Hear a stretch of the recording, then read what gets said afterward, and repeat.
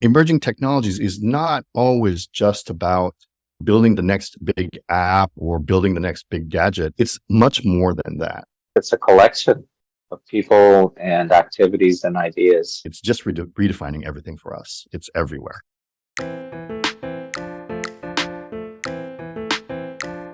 The Emerging Technologies Institute, I believe 9 different fields about emerging technologies such as space sciences, cymatics, VR, AI, and it's new at Foothill, aimed to get more students involved in STEM and have them learn more about how STEM is rapidly growing. It began with an effort of exploring virtual reality in the educational setting and has now evolved over time into a much more wide-spanning realm of topics that we believe can affect not just society, but also education overall. We're talking about things like virtual reality or using augmented reality in classrooms, AI, cymatics.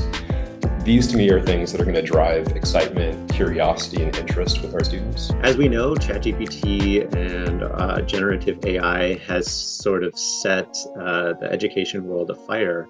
AI has huge implications, positive and negative, for education, and I think it's a wonderful challenge. I think it will open up opportunities to study behavior and study large data sets and study patterns in various types of media sources in ways that were not accessible before. I think we have a responsibility on both sides, as students and as faculty, to really responsibly embrace the technology. There's a lot that it can do. So we will have to study how AI is impacting individuals, how it's impacting our identities, how it's impacting the way we learn, how it's impacting brain development, language skill development, all of this type of stuff. Cymatics is the study of all waves and vibrations in general.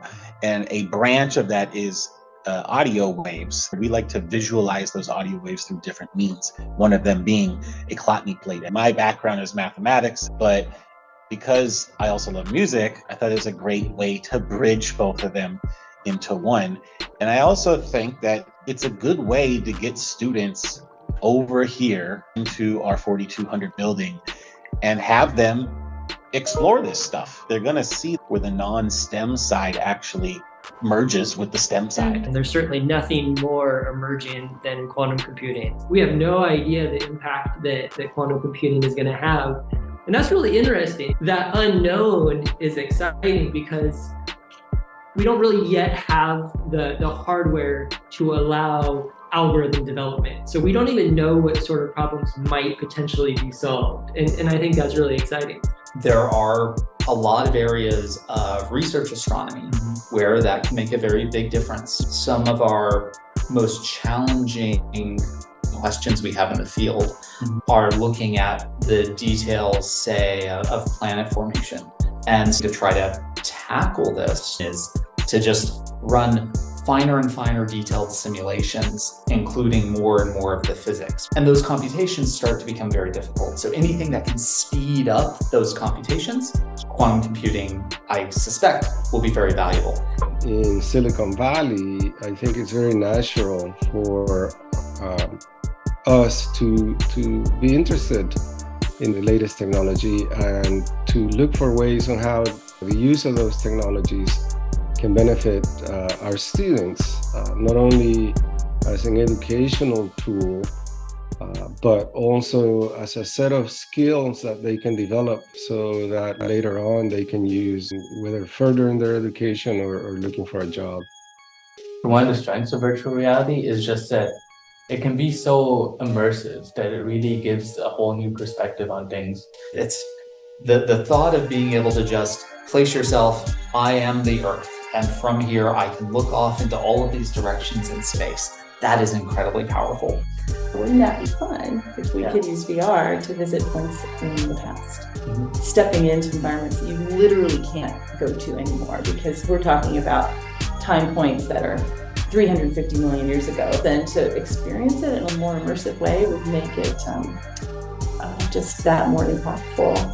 One of the things that's often faced by those with intellectual disabilities is getting overwhelmed in social situations or in a classroom environment.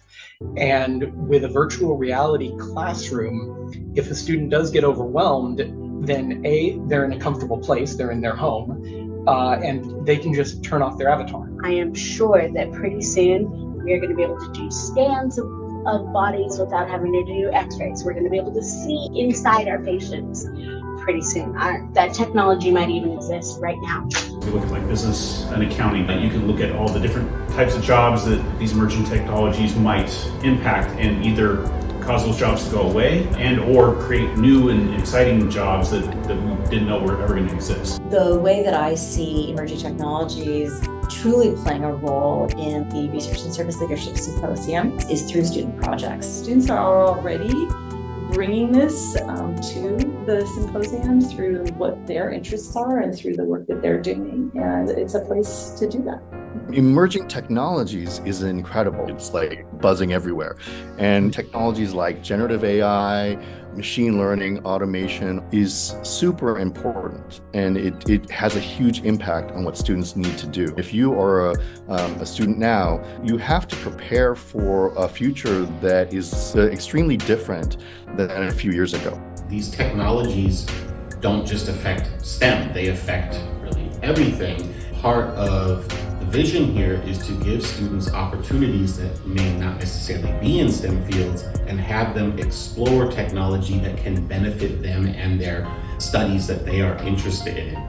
The Emerging Technology Institute that we have here is an amazing way to get students excited about what can happen at the college level. We want to get you excited about what you're learning about. We want to convince you that this is for you, that there's a career for you, and that your life is going to be something interesting and exciting as a result of this work that you're doing.